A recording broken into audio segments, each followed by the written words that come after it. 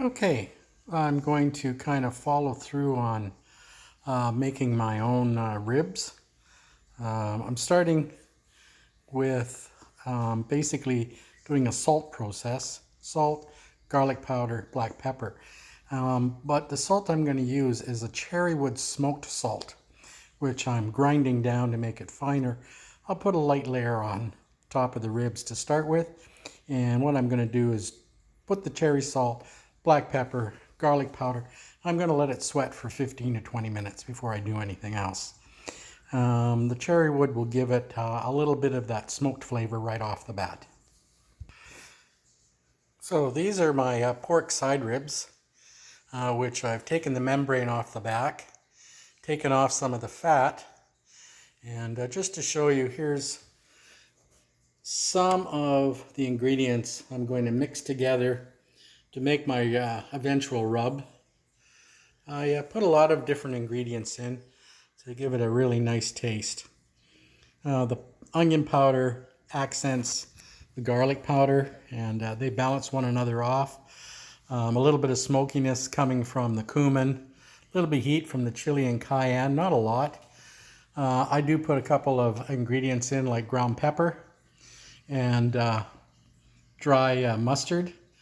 I do start with a Memphis barbecue as a base and just add to it. I also have an Alabama Finest pork rub.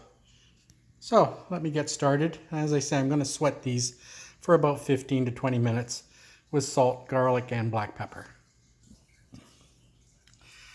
So here's the rub I've mixed up. I started off with a little bit of my pre-mixed Memphis. I put about 2 tablespoons of that in. I've also used the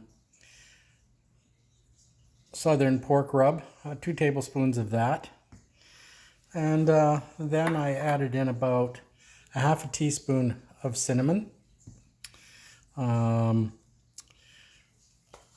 tablespoon of garlic, 3/4 of a tablespoon of onion powder, and then 1 teaspoon each of chili and cumin, half a teaspoon of cayenne, and just a sprinkle of the chipotle, Southwest Chipotle.